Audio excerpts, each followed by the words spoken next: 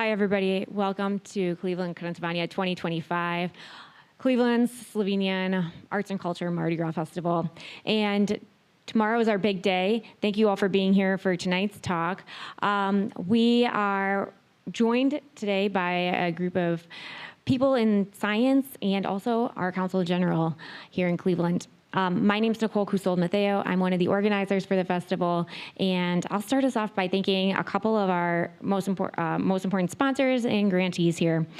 Our presenting sponsors this year for the festival are American Mutual Life Association, Destination Cleveland, Schliga Drug. Our diamond sponsor is Cle Electric. Our platinum sponsor is Global Cleveland, and our silver sponsors are Friedman, Damiano & Smith, KSKJ Life, Rosabella Winery, and Slovenska Prstava. I'm also going to read some acknowledgments here for our grants that we received for the festival, for which we are tremendously grateful for. Cleveland Kransvania is supported in part by the residents of Cuyahoga County through a public grant from Cuyahoga Arts and Culture. Thank you. Cleveland Kransvania is made possible in part by an investment of public funds from the Ohio Arts Council, the OAC. The OAC is a state agency that funds and supports quality arts experiences to strengthen Ohio communities culturally, educationally, and economically. Thank you to them as well. And then finally, Cleveland Kransvania thanks the Office of Slovenians Abroad for their financial support. Without further ado, I will hand it over to the Consul General. After our panel, we will also have a Q&A session, so if you're having questions or comments that you'd like to share with us, we'll have an opportunity to do that, and we will also take questions and comments from those watching online right now. In the YouTube and Facebook comments, you can put your questions in there, and we'll triage those at the end in a Q&A. So thank you so much. Thank you, Nicole, and thank you to the panelists for joining me for discussion, and thank you for everybody who made it here with us in person and everybody online. As Nicole already said, I'm the Consul General of the Consulate General of Slovenia in Cleveland, which is the only professional diplomatic representation in Cleveland. And for Slovenian diplomacy that we represent, women are very important. So Slovenia just had a new foreign policy foreign strategy adopted, and feminist foreign policy is a very important element of that policy. For our foreign policy, empowering women, supporting women's rights is an important element. The second important element in that document is promoting science and research. And this panel tonight will combine both elements, so women and science. On 11th of February, we celebrated International Day of Women in Science at the UN, and Slovenia organized events there promoting these both elements, women and science. This event here tonight is a celebration of that day. I mean, it's more, but it's also our form of celebrating women in science, International Day of Women in Science.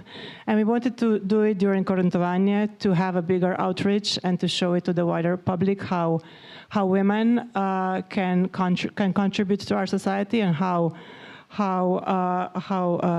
important element of the scientific development they are. So Sabina will tell us more about the exhibition that we prepared with this panel. It's available online, it's available here in print, and we will move it downstairs tomorrow, so everybody who will come for Kransvania and will walk by this school can see it from the outside. It's going to be seen through the windows. So the exhibition features 29 women, researchers and scientists, their stories and what inspired them, what made them do whatever they do, and their contribution to the science. It's been shown in 4 continents, Europe, Asia, America, and Africa. And I don't know, it is the first place in the USA. Yeah, so it is the first place in the USA that we are showing this exhibition. And why have we chosen the St. Martin de Porres High School to do this? So Kransvania will take place tomorrow in Slovenian National Home. There's just a street, across the street of St. Clair. This neighborhood used to be a Slovenian neighborhood. A lot of Slovenians live there. A lot of buildings still carry Slovenian homes. St. Vitus Church, that is on the other side of the street, is also Slovenian parish. So we wanted to intertwine the Slovenian heritage with the modern concept of Slovenian tradition to which Kransvania, and science. So I think this really is a nice combination, and we hope with that we also inspire the students of the school to learn more about Slovenia, but to also get inspiration from the female scientists.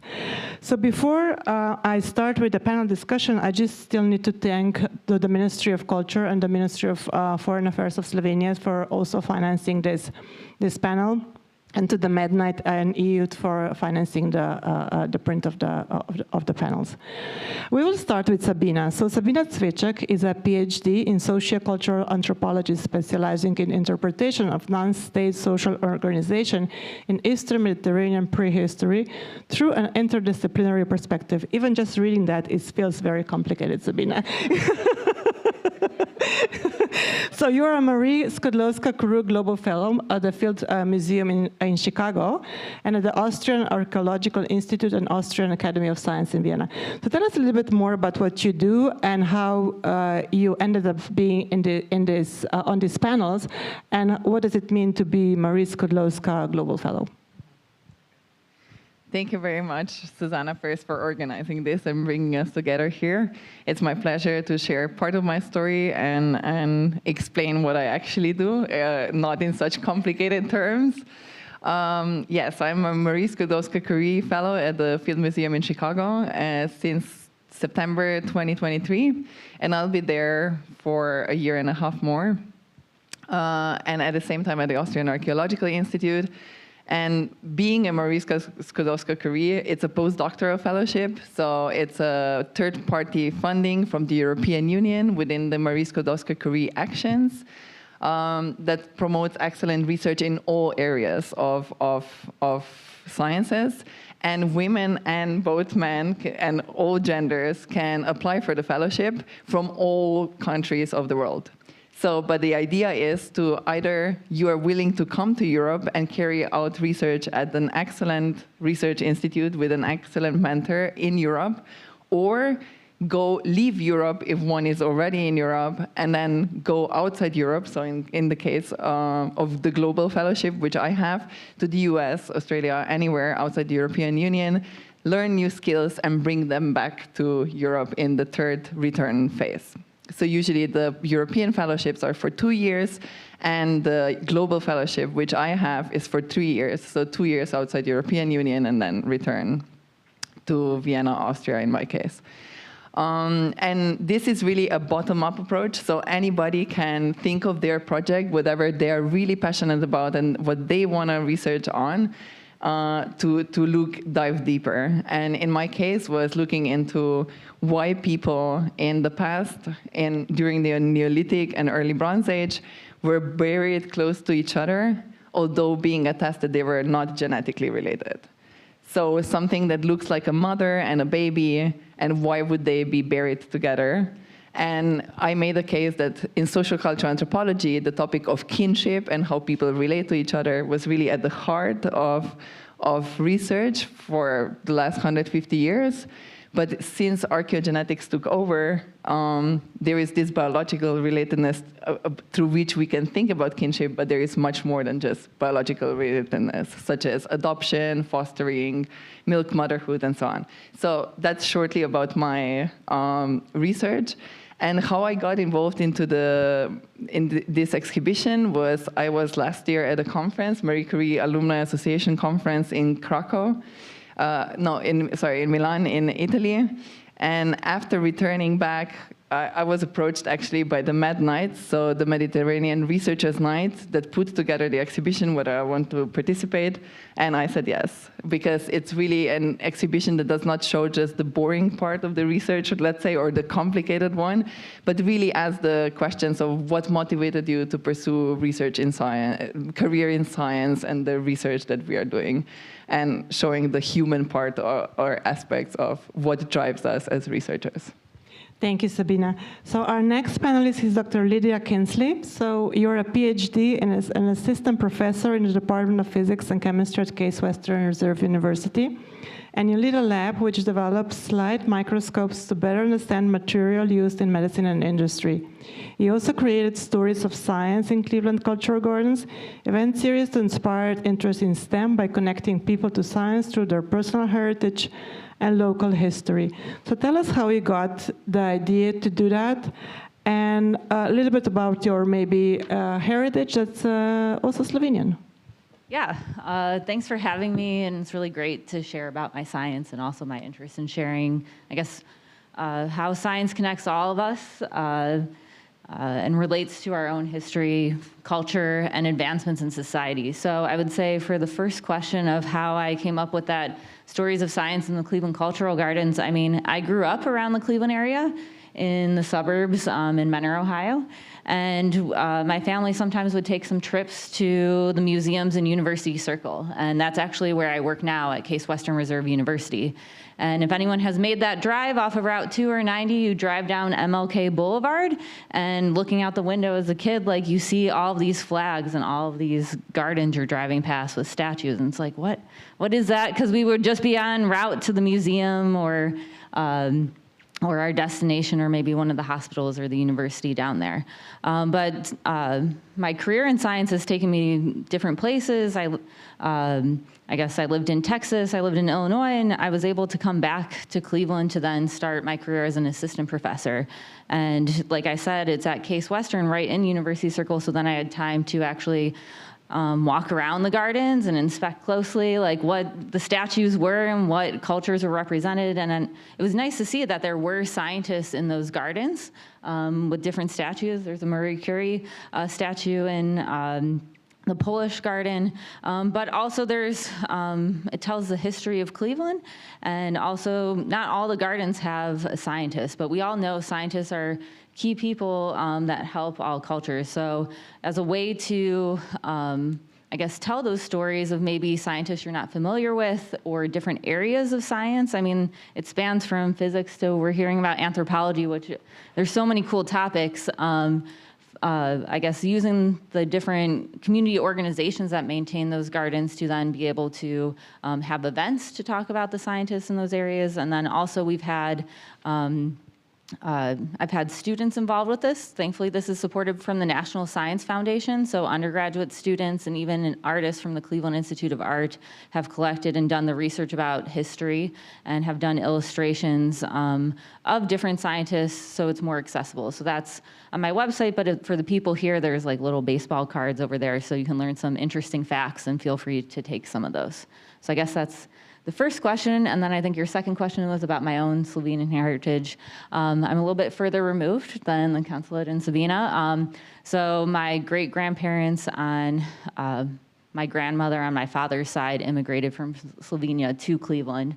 And yeah, so it's a couple of generations removed, but as you noted, there's the St. Clair Slovenian National Home here. But my dad's side of the family was very involved with the Slovenian National Home on East 80th, the Nash in Slavic Village. And I was just there a couple weeks ago and braved the ice to go to a festival, I guess a stew festival there and dinner there, where I saw Nicole, who introduced us. Yeah, we participate in Karintovania too. So we really appreciate the community that the Cleveland Slovenians provide us here in the city. Thank you. And we need to add a statue of a scientist to Slovenian Cultural Garden. Going to Chelsea now. Chelsea is a student at St. Martin de Porres High School. She's also a recipient of the Peacock Scholarship, and this summer you will be attending a program at Yale University for the National Academy of Future Physicians and Medical Scientists. In the future, you plan to study neuroscience with the goal of working in Alzheimer's research. So tell us, Chelsea, how did you choose to study at St. Martin de Porres, and was the studies here that inspired you to get more interested into science, or have you always had this interest? So I chose to come here to St. Martin because of the work-study program we have. So once a week, every grade level will go out and go to real jobs at real companies. Last year, I worked in a neurological ICU, and this year I work at a radiology department within Cleveland Clinic Main Campus Hospital. So learning more about jobs that a 14, 15-year-old would never have the opportunity to walk in and say, hey, it's my time to work. It was automatically, I fell in love. I knew this is where I would be able to achieve the dreams that I had, and fulfill things that I didn't even know I had aspirations for. Neuroscience wasn't my first choice. I thought I wanted to be a surgeon. But once I got into a hospital floor and realized what it was like, I realized that my passion lies in science. And growing up, I did feel interested in science. It was always something big. But when I got here to St. Martin and I met my physical science teacher, Miss Cardenas, and I learned she worked in science, she's teaching science, she seems so happy, and it's amazing. And she would talk to me all the time about what it's like, how it was when she was in her lab. I realized that, wow, this is what I want to do when I'm older. And Alzheimer's research came from more compassion. It's a terrible thing to forget. I feel like being able to remember not only things about yourself, but about your loved ones is a privilege that everyone should have. And if I could grow up and one day find a cure or build a foundation for future generations to find a cure, it would be the best privilege in the world. So, thank you, Chelsea. That is very inspiring. And to Tara Cardenas now, who is a physical science teacher and grade level dean at this school. You have a bachelor in geological science and an MED in AYA, Integrated Science Education. And alongside your experience as a teacher, you also spent 5 years working in the oil rig industry in both Texas and California as on-site geologist. You strive to increase engagement and knowledge of the science through teaching. So tell us what motivated you to become a teacher instead of still digging those oils in Texas and California. And as a teacher, what do you feel it's like the biggest challenge, but also what is the most gratifying thing about being in this profession? So when I first started out in the geology fields, all that kind of stuff, it was great. I got my own little lab. I was actually on the rigs. It was a lot of fun. But in geology, it's kind of an up and down industry. So when they have like election years and stuff, sometimes the oil industry is going to go, it's going to fall. So a lot of companies will lose jobs. So unfortunately, the job that I did have, they ended up shutting down their doors and they moved out of California, which was where my home base was. So during that time, I had to look for something else to do. And while I was doing that, I started substitute teaching. And I was like, I love this. This is awesome. These kids they're great. I did some science classes. Watching the aha moments with kids is just amazing. And that's the same reason why I decided to come here to St. Martin. St. Martin is just great with these kids. One of the biggest struggles definitely is the time constraints that we have here, because the kids do have this amazing work-study program. So we're like, rush, rush, rush. But there's also the positive of it, that when these kids do get to see like these awesome experiments we do, these other things we do, or just having conversations with many of our teachers here, that they, as Chelsea has said, that it's very inspiring. Because a lot of the teachers here, we really push for our kids to strive and to excel and be able to go other places and stuff. We have a lot of students that graduate from here and they go out of the state to go to different schools and everything, and they broaden their horizons. And a lot of us are like, do it. Just go out and see what you can do and everything like that. Thank you. Back to Lydia now. So did you feel like being a woman in physics was an obstacle ever in your career? Or was that never something that you felt on your own skin? Yeah, I mean, I wouldn't say that's something that, every single day I feel challenged by this. But there are specific times that it becomes an issue. I'll say, also, I'm trained as a chemist and then shifted more into physics with my assistant professor career. And you do see differences in the different fields and as you progress through your career. So as a chemist, when I was an undergraduate, it was kind of 50-50. As a PhD student, it was 50-50. And then when I was a postdoc, the career stage that Sabina's at, after that, there was like a change in the gender distribution. And then as a faculty member right now in a physics department, I'm one of 4 women in the department in a department of 20 faculty. So that's around 20%, which is exactly the national average. And you do encounter that there. So I would say, there's challenges and there's opportunities with it. I would say one example is, being one of 4 women in the department, when students come and want to talk about stuff, I guess other female students, they might want to go and talk to another woman scientist. So that might take a little bit more of my time, but also that my male colleagues don't have. But at the same time, it's really great to have those conversations and that they trust to come to me.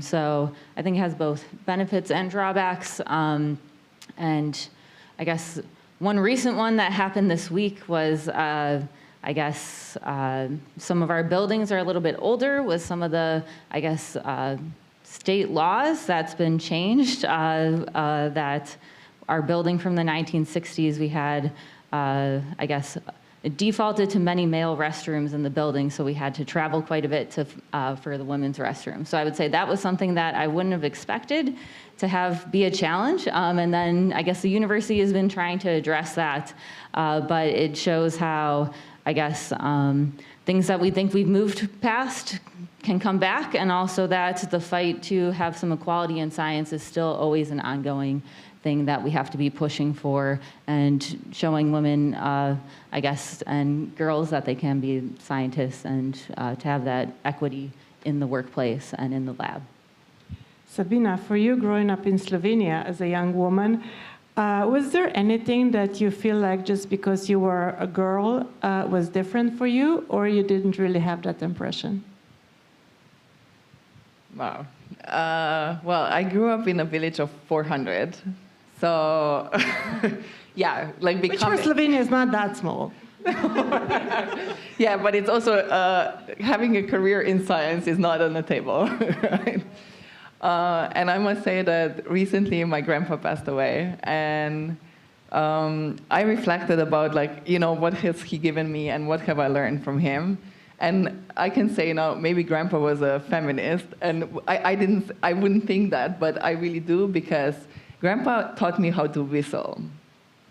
And my granny was always angry at me. She was like, stop whistling, girls are not allowed to whistle, you know? And she really stopped me because the Mary would cry. So anybody who would grow up in kind of a traditional family that was also mine at that time, of 400 people in Slovenian village, and there is like a lot of social pressure, you need to comply to certain patterns, I thought it was really brave of, yeah, grandpa just said, come on, like, keep whistling, it's okay, you know, girls can also whistle. And like looking back, I really thought this was one of those things that it's very little, tiny thing, but it's something to take away from very early on, that, you know, you can be what you want to be if there is a supportive environment around you. So having mentors and other people who will support you on the way, it's really important, who will not comply to the established norms or what's being expected from you. And where I'm based right now at the Field Museum, we have a program of a kid cannot be what a kid cannot see. And this is exactly one of those things of, if you cannot see not only a female scientist, but maybe a scientist of color or any of these things, it's really important to show that, yeah, it's possible, and go back to schools or go back to high schools like this and inspire the next generation of, yes, you can be if you strive to be something.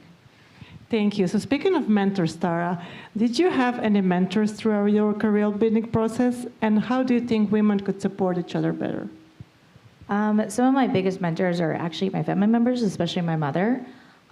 She is also in the sciences. She's a nurse anesthetist, and she's also been in the military since she was 18.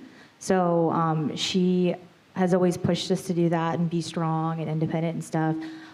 In teaching, my mentor would probably be, she is no longer here, but her name is Brittany Kirby. She now works at MotoGo, which is right down the street, and she does programs over there and everything. But she really helped me solidify my teaching aspect while I was here, because as I said, I'm kind of a new teacher. And having someone who's been doing this for a long time, and they're very helpful, but they're not like gonna hold my hand or give me all the answers and everything. Here at St. Martin, we have a very strong community of women in the sciences. All of us were always communicating with each other and everything, and she was definitely the lead on all of that. Thank you. So Chelsea, do you have any professional role models, any woman or man that inspires you for your future? Well, she's sitting right here. Miss Cardenas is my biggest role model. Even though we don't have the same aspirations for the same sciences, being able to know that, one, I'm sitting right next to her, and she had her really pretty white lab coat in her own laboratory. She had her own lab all cozy in there in her AC in California. And knowing that my future could hold something like that, or my future could have me in a lab coat, maybe one day teaching, maybe one day visiting schools, and being able to look at other young girls and say, this could be you. This could be you here where I am. She was the reason that I opened my horizons to sciences.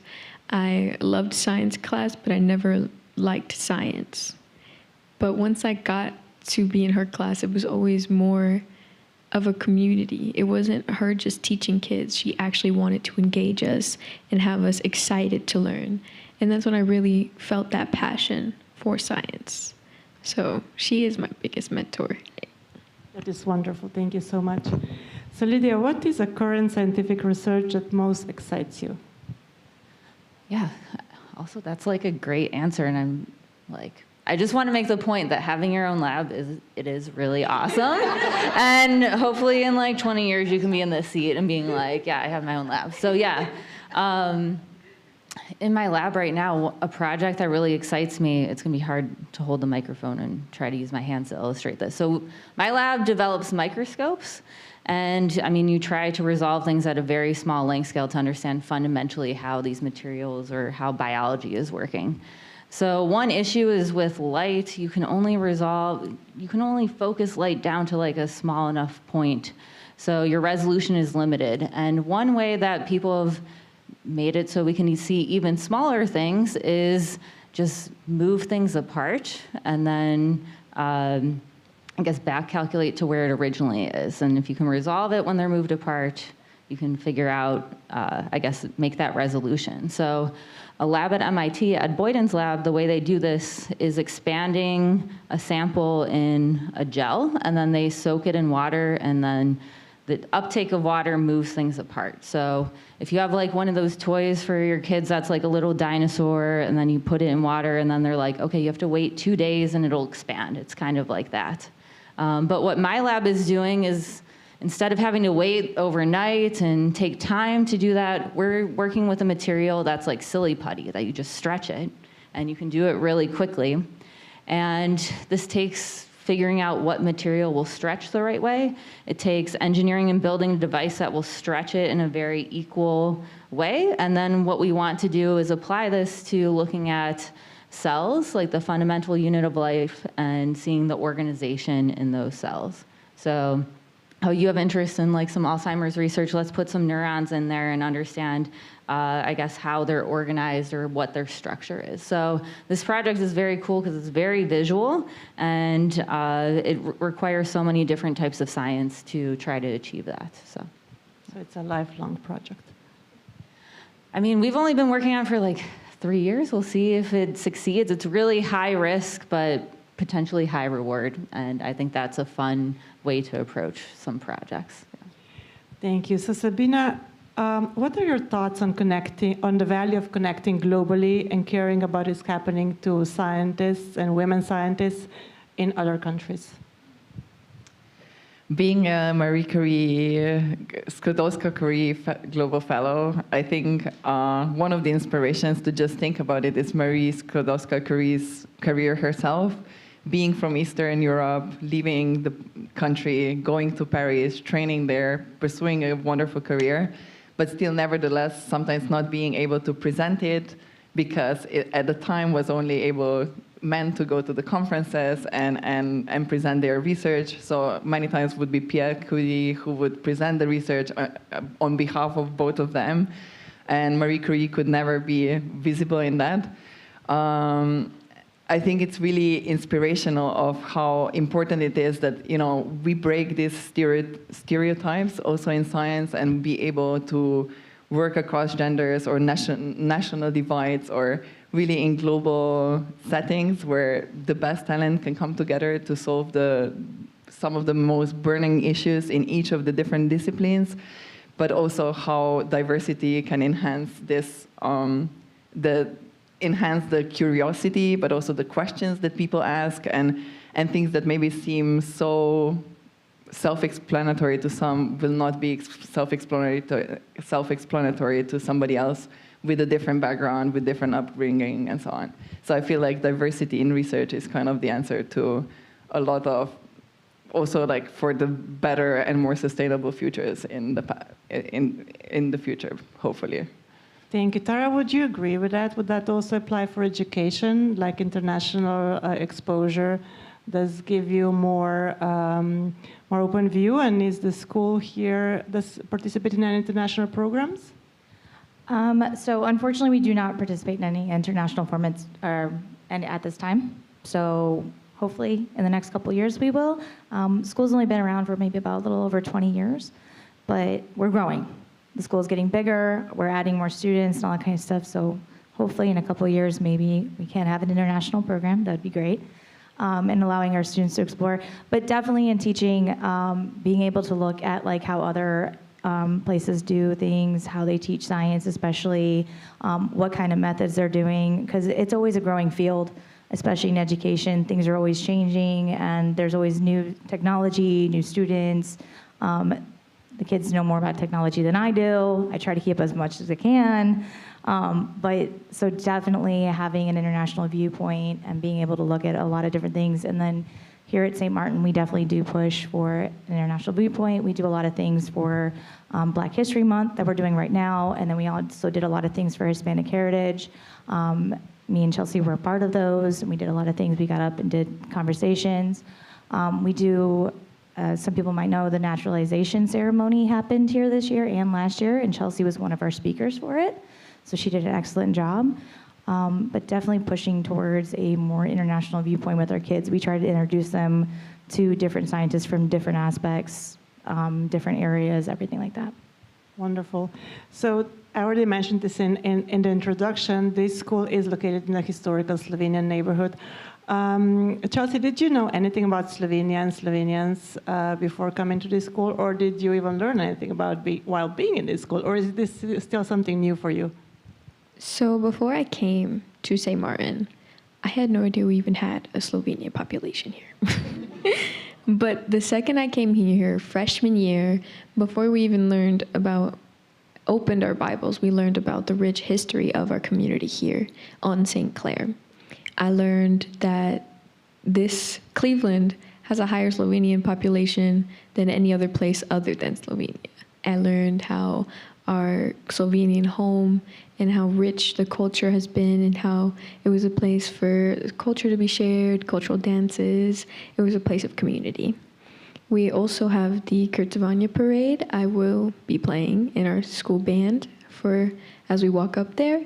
So I got to learn more about the rich immigration history, and it really broadened my horizon because I didn't know that it was so many people here, and I got to learn more about the culture. It was really eye-opening to know that there was more to the people that I see every day. Wonderful, and I hope to see you tomorrow. So Lydia, what do you see is the most exciting thing about science in the future, and how do you think scientists like you could contribute to its development? That's a huge question. Take your time. Sabina, if you want to chime in, because I mean, science is in so many different, science is a very broad title there, and there's so many different fields. But I think some exciting things, and kind of like stemming off the earlier questions about like the international aspect, is I think some of the most exciting areas in science are really done at a team level and with collaborations. And in some of those collaborations, it can really be like thousands of people or hundreds of people on a team. I mean, that expansion method that I was talking about is a team that we collaborate with UC Santa Cruz in California. And that's like a smaller team, but still different locations. But I mean, I'm in a physics department, and one of my colleagues, some of her research is doing imaging. Like I do imaging at very small scales. She does imaging at very large scales. And she develops telescopes that she takes to Antarctica and puts on weather balloons and flies up, and there's teams that put that together. And I think having those collaborations, both between institutions here in Cleveland, with schools, and also between countries is really key to pursuing those like really exciting ideas. Yeah. So Sabina, if you want to add to that, plus I would be really interested to hear from you. What do you hope is your legacy with your work to the future generation, to the research community? The last question is really easy. I'll come back to that. But Learn more girls to whistle? Teach the next generation of girls to whistle as well. No, but I'll return to the question of what was the first question? To like, what is the role of scientists? And I think that I will complement what Lydia said, because Lydia comes from physics, which is very much team-based science and working in team, which is not the training that I received in social cultural anthropology, where a single person would be sent and usually observe one community for about a year, live among them, eat with them, and be part of the daily life. And as a trained social cultural anthropologist, the basic training was, the whole point to stay over 1 year was to actually see that what people say is not always what people do.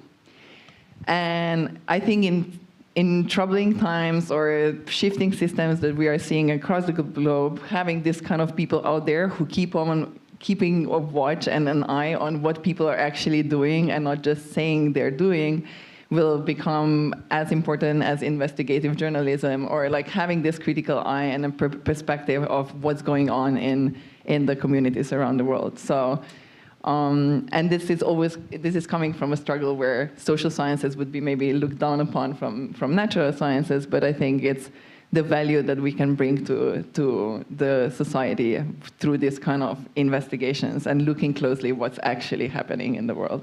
I know I haven't prepared you for this question, but how do you see the influence of AI on that?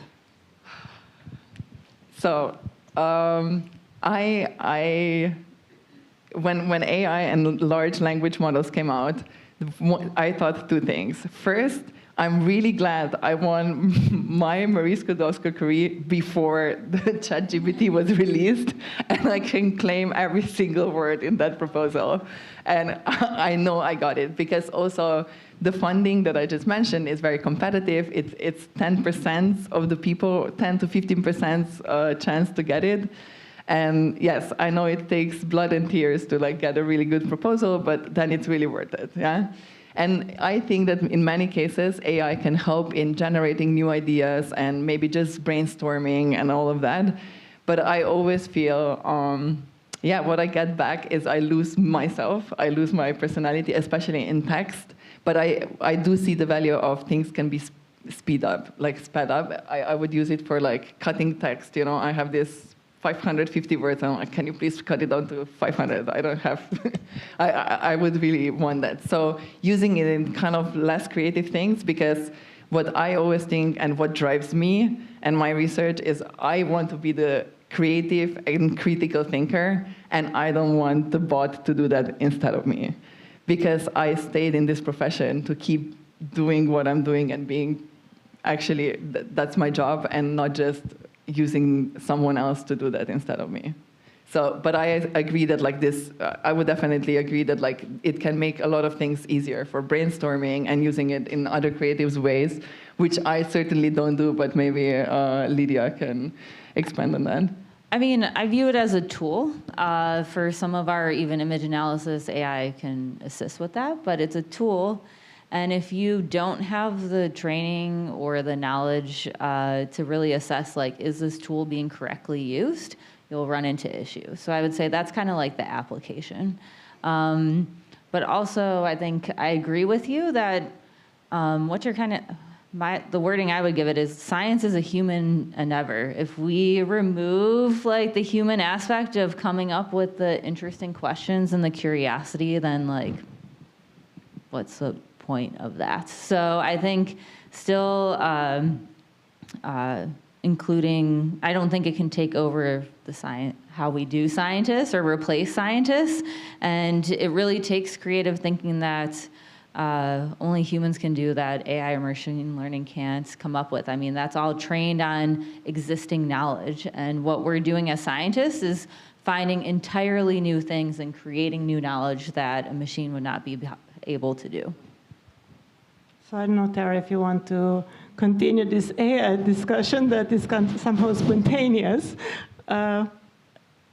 So AI is exponential. It is growing exponentially, and it's always changing, always evolving. And like I said, these kids, they know technology and they're great at it.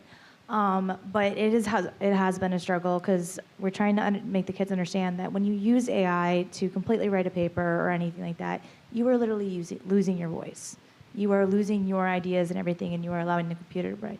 So their ideas, they're correct in saying that it is a good tool for brainstorming or helping reformulate something or helping with grammar or anything like that, because most kids, they do use the grammar checks, everything like that. But having that available is a great tool. It's not 100%, it should not be 100% your voice. We actually have done quite a few things with AI. We've had conversations with AI in my class and other classes.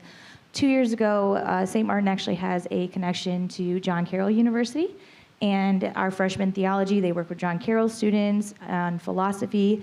And 2 years ago, they actually posed the question of, would AI replace your teacher?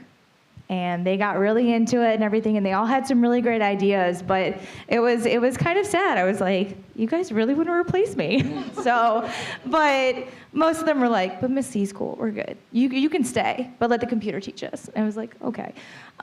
So it's definitely a growing field and everything, but having it as a tool and understanding that it is a tool is definitely an uphill battle, especially in the education field. Chelsea, I don't think you would agree with them replacing your teacher, right?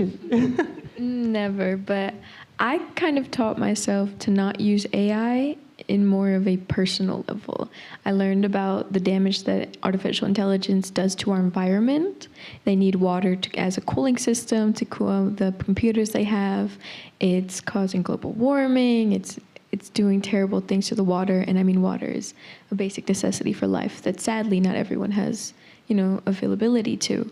So being able to understand that a question that I ask ChatGPT is taking water from another living human being, I couldn't bring myself to that. So kind of educating myself on what it is and what it does. Before it's intelligence, it's artificial. I'm the real thing, so I don't need it. Wonderful. Let's open now the floor for questions. If anyone has them, just maybe use that microphone there, and then Nicole will see if we have any online questions. No? Do we have any online questions? Otherwise,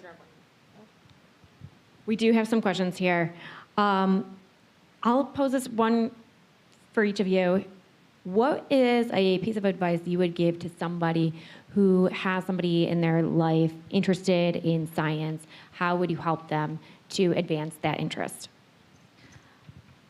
So I think the first thing that would definitely help it advance them is to look into programs. Definitely, there is a wealth of programs for not just women, but women of color, anyone who wants to go into science. Just like Chelsea here, she'll be going to Yale this summer.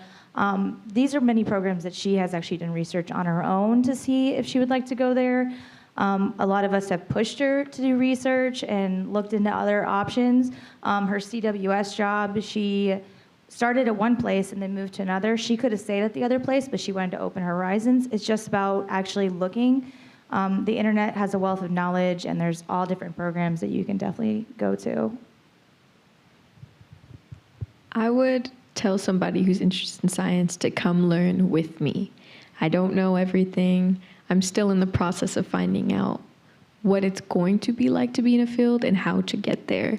But I would love to go through the process with them and have discussions. I never realized how much knowledge is shared from just a discussion about, I mean, not even a week ago, we were talking about an article you found about Alzheimer's, and then it really opened my eyes, and I started doing my own research. I found about different programs that are happening down the street that I could just start learning about, and I would love to share that with someone and discuss. So I would invite them to learn with me.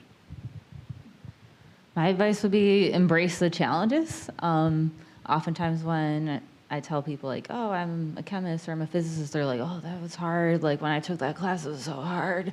And it's like, sometimes the difficulties of it is actually the fun part. And it's very normal in science to embrace, like have struggles and have a lab that like, it just isn't working and you don't get the grade you want and things like that. That's a normal part of the process. So I would say, learn from that instead of giving up. And I guess grit is an aspect of being a scientist as well. And I would say, if the person is interested in a particular subject, make sure that as parents or anyone around them, support them to pursue it. Nevertheless, whether that might be a good paid, well-paid job or not well-paid job, because that's coming really from my perspective. As I mentioned, growing up in a small village in Slovenia and saying, I want to study anthropology, you could have imagined how my parents reacted, like, what? And I think it really pays off in just sticking in what you're interested in, and seeing my husband there in the audience. Really, in high school, I said, I want to study anthropology, and a philosophy teacher would say, oh, I hope you marry rich. You know, and I that was kind of honest advice, but then I thought, oh, you know, what is that? Probably if I would have said, like, I would study physics, like, that wouldn't be a comment I would get, right? Or law or medicine. So I would say, because that is about a person who's gonna pursue that career, support them to follow what they're really passionate about. Thank you, guys. Here's another question for you, and do we have any other questions from the audience? I'll put that out there. Go ahead. I wonder if each panel member would be able to share a favorite aha moment in the pursuit of their passions. Great one. Do you want to go ahead? So I guess my aha moment would not have been like in my field of geology or the sciences or anything, but definitely in the field of teaching.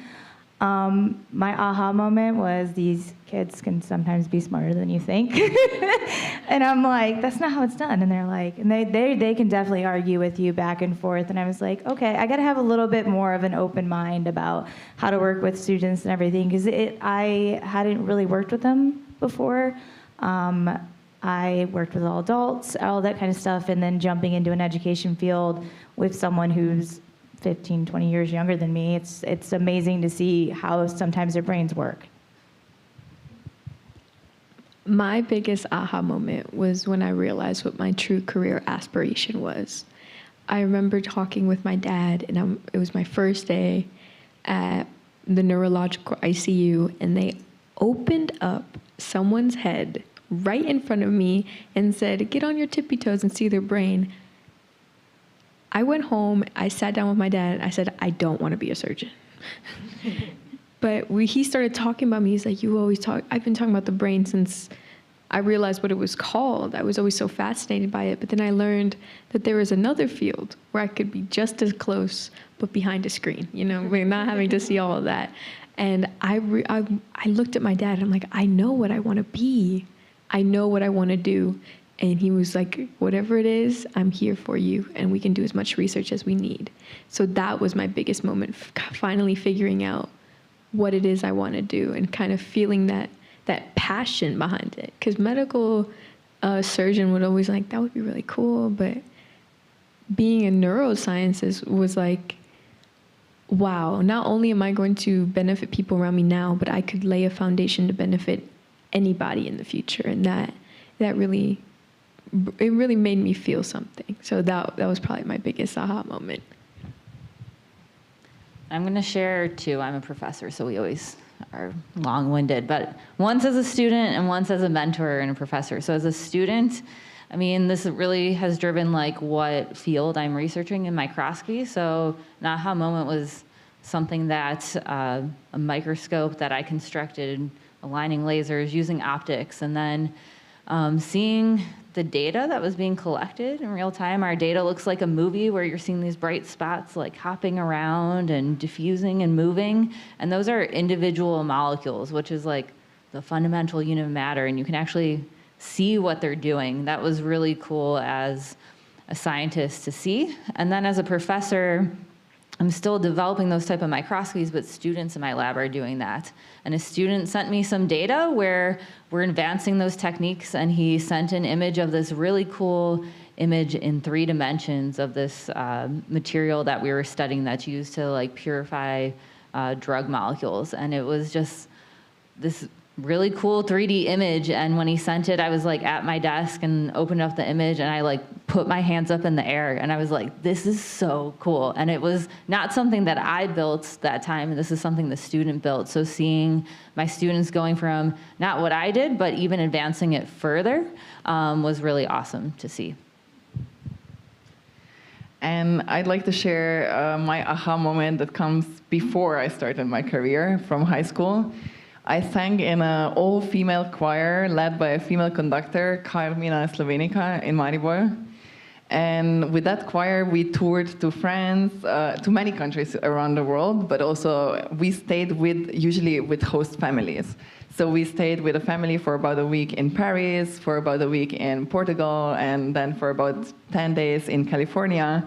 And having all these experiences, and you wake up in another house with another family, and you go with kids to school and so on, was really this experience of, we were living in times of internet, right? We already had the Facebook, and we could like connect and all of that. And while the world was becoming global village, and we became kind of one, there were all these cultural differences between us that we kept on. That people speak this different language, they bury their dead in different ways, they mourn differently, they have different breakfast and all of that. So on the one hand, we are so connected, but nevertheless, these cross-cultural differences keep on being alive. And even the fact that we are right now celebrating not only women in science, but also keep on aspiring Slovenians and having Kurentovanja in 2025, in Cleveland is one of those kind of inspirational stories, actually, to see how these traditions can be kept alive and how diversity can really be celebrated despite how global or interconnected we are today. And for that, thank you, Nicole, and your team for doing all the good job with Kurentovanja. Thank you. One last question from Anne on Facebook, and I'm actually going to direct this to the Council General, because you've been asking the questions, but you haven't been answering them. And I think the scientist. A lot of you have already talked about the importance of mentors in your life, but for the Council General, from Anne on Facebook, could you say a little bit more about the importance of role models and mentors for you?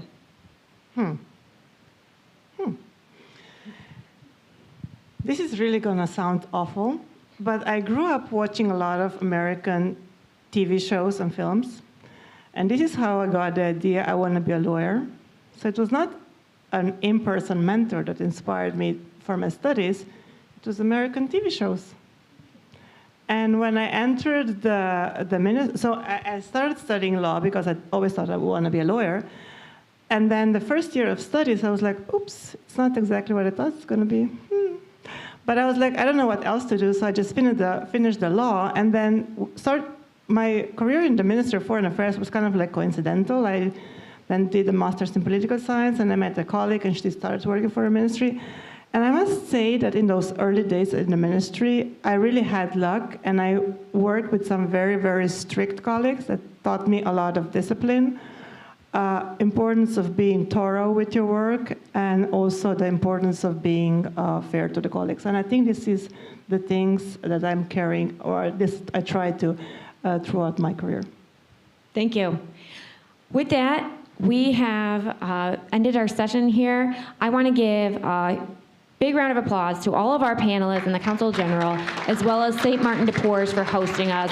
Thank you very much to our friends at St. Martin's for making this all possible here. I also invite you to visit us tomorrow at the festival. A quick layout of the festival tomorrow. It's just over there, right across the street at East 64th in St. Clair, headquartered at Slovenian National Home.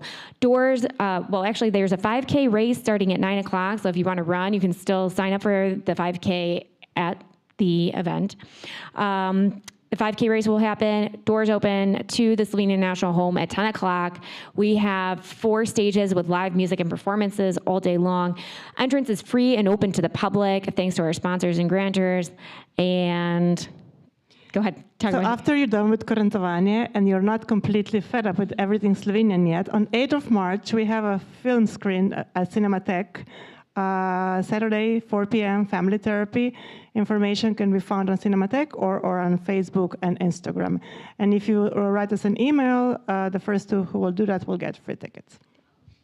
So we hope to see you tomorrow. The event goes until 5 o'clock. 5 o'clock starts the closing ceremony where we have our ceremonial burning of our effigy, and then it closes altogether at 5:30. So we hope that you will find something for everybody there tomorrow, and hope to see you there. Thank you again. Let's give it up for our panelists.